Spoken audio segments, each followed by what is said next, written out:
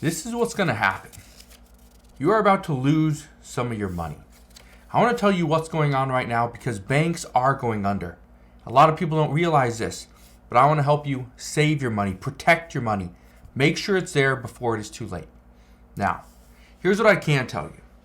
Things are changing. We have companies telling us that everything's just fine. We have lawmakers telling us everything is good. We have some economists telling us things are very bad. But who do we believe? Well, I will tell you that right now, everybody has an agenda.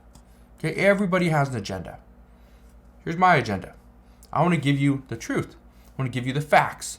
I'm not going to sell you on a course. I'm not going to sell you on a product. I don't want you putting your money into my bank. No, don't. I'm not a lawmaker wanting you to vote for me. Okay?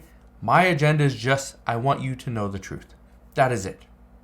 Now, I'm going to tell you the truth. But first, all I ask is if you can spend just 2 seconds, go ahead, hit that like button, and let's begin.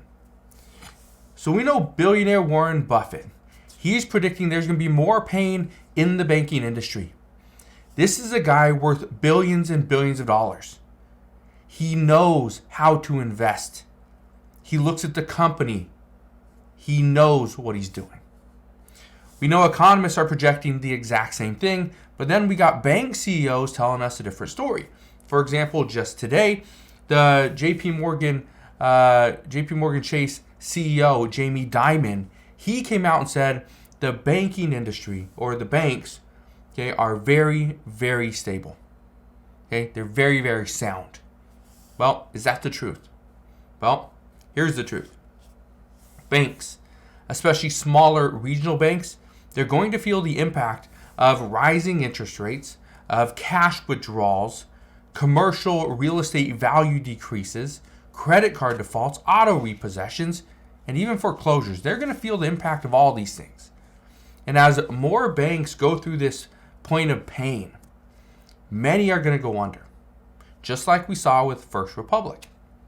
Now, I do want to clarify something though, because this is something that I said the other day, and I still stand behind it mostly, but I want to change one little thing.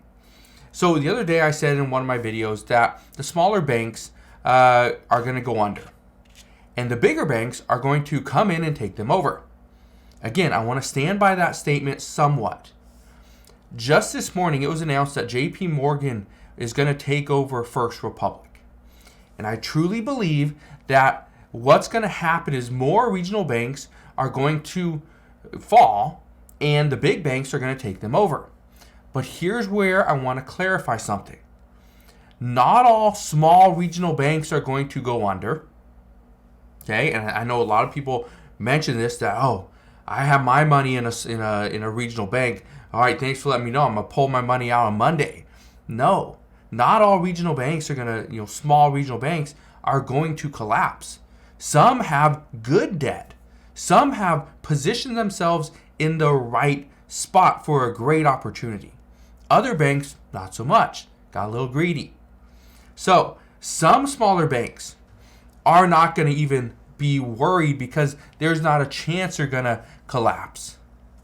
The other thing, again, this is where I really want to clarify it, even when a small regional bank, or it could be a big bank, when they start to collapse, guess what? They might have so much bad debt, so much toxic assets, that a big bank like JP Morgan doesn't even want to touch them. Okay? Just think, maybe you don't know this, but back when Washington Mutual, when they went under, this back in 2008, 9, whenever it was, I had some money in there. And the reason why they went under, well, it was because smaller banks went under first. And so they were kind of the big domino that fell. That was the biggest bank, biggest collapse. Now, do I think something like that's going to happen this year or next year? It could. But it depends on the little dominoes that tip over first. So again, some regional banks, some smaller banks, they are going to collapse. So the big banks may pick them up, but in most cases they're not. And here's the reason why. Because they have too many toxic assets. And a lot of this has to do with commercial mortgage-backed securities. Okay, I'm not going to get into that in today's video, but according to experts, they predict we are going to lose about 2% of all of our banks here in the United States. Now, that means some big banks are going to take over the smaller ones, and they may keep the bank open, but at the same time, or keep the location open. But experts are predicting 2% of all of our banks are going to close. Okay, it doesn't matter who owns them, but 2% are going to close.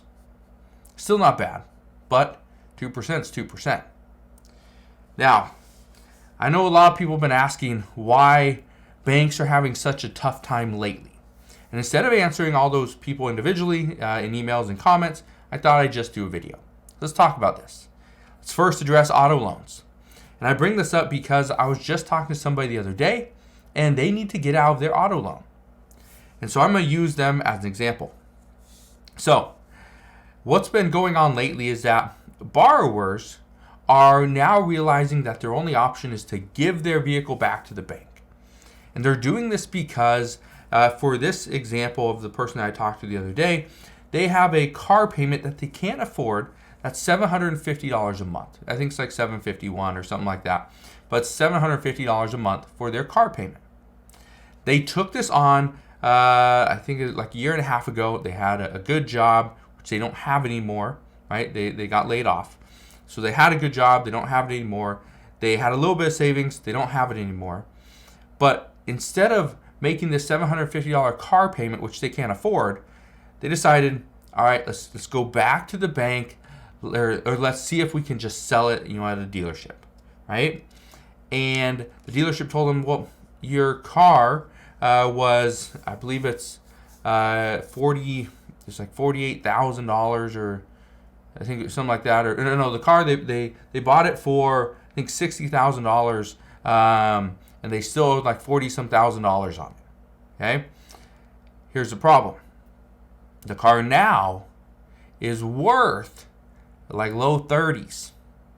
So they bought it for 60 something. They still owe 40 some thousand on it. The car is actually worth like low 30s. So there's still about $10,000 difference in what they could get out of the car. So they'd still have to make a payment. So they don't have $10,000. They can't afford a $750 a month car payment. So what's their next option? Give it back to the bank. Banks don't want cars. Banks want you to give them the money that you agreed to. Guess what? This is their silent repossession. They're just giving it back. That's what's happening. This is happening all over the place. This is one of the number one reasons why used car prices are declining so fast, because people are just giving back their cars. They can't afford them. Right? They can't afford them. What about credit card debt? This is another big one.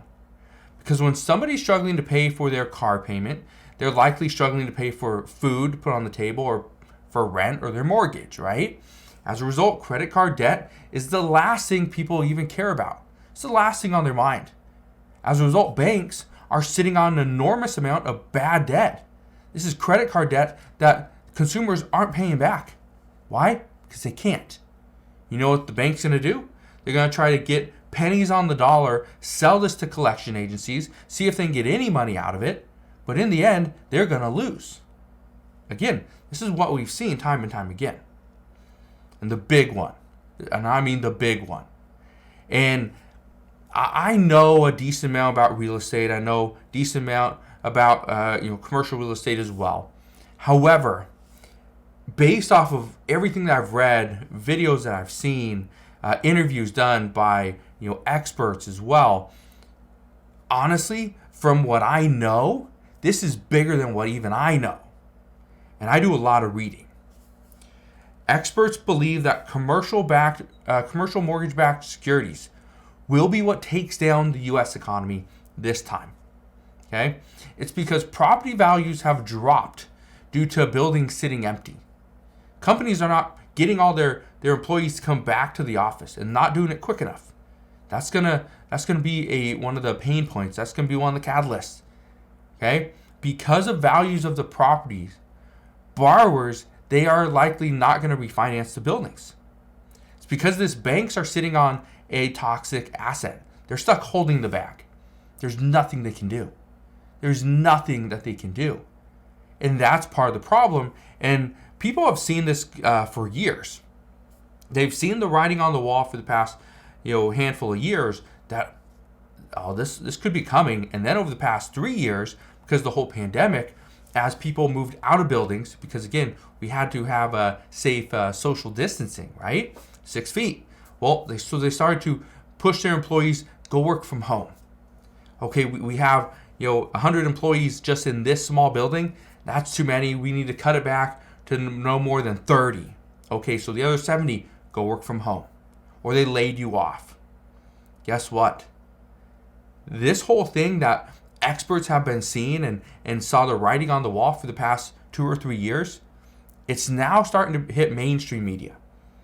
And I told you this before, when CNN is talking about it, when Fox News is talking about it, when Bloomberg is talking about it, when you're seeing this on ABC, too late. It is just too late. So, how can you protect your money? Especially before it's too late. It is not too late yet, but it's getting close. Here's what experts recommend. They say, instead of keeping your money in one bank, diversify it. Keep your money in 3, 4, 5, 8, 10 different banks, whatever you need. If you have $1 million in one bank, diversify it. Because again, FDIC insurance only goes to $250,000. So if you have more than that, well, diversify it. If you have $1 million in each bank, maybe $250,000 in each bank. And I will take this a step further, because experts say to diversify. They don't tell you where to put your money. Well, here's the thing. Should you put all your money into a large bank? I would say no. I don't do that, so I wouldn't expect anyone else to do that. You have the majority of your money in JP Morgan? Okay, great. They're supposed to be very, very sound according to their CEO. But I would also put my money in a credit union. I'd put my money in a smaller bank, right? I would keep some cash on hand, right? Actual US dollars. I would also invest a lot of money into gold and silver and other precious metals. Now, I'm not talking about buying something on a Robinhood app or on Webull. I'm talking about physical gold that you can hold on to. Gold that you can have it in your hand. And if you needed to go and barter and you need to trade this 1 ounce of gold, you could trade this 1 ounce of gold for food and for other things, because you could use it. The last piece of advice, and this is something that you should do to protect your money, is to just stay up to date on what is going on. You don't have to come and listen to me. Okay? You don't have to do that. If you do, great. If you want to click that subscribe button, I highly recommend it. But if you want to go and listen to somebody else on YouTube or TikTok or wherever, right? CNN or Fox News, do that. Again, this is just my recommendation. Just stay up to date. Because again, you're not going to hear all this stuff. You're not going to hear things like this over on CNN and Fox News every single day. You're not going to get the daily updates. You will see some news, whatever they craft and cater to you. But again, for CNN, for Fox News, for Bloomberg, ABC News, all these different channels, what they want is they want to make money through ad revenue. They want to make money by selling their ad spaces. That's how they're making money. Guess what? You think they're going to tell you all the bad news? Because bad news does not sell? No. They're going to tell you the good news. And I get this all the time that, well, you're just doom and gloom. I get it, because I'm here just telling you the truth, telling you what I see, what's happening. So that's what we know at this time. Again, as always, as we know more information, I promise I'll be back. I will share everything. I will fill you in on all the latest news and updates. All you got to do is 2 things. First, go ahead and hit that like button on this video. And the second thing, make sure you click that subscribe button so you never miss an update. But thank you guys for watching. I'll see you guys on the next one.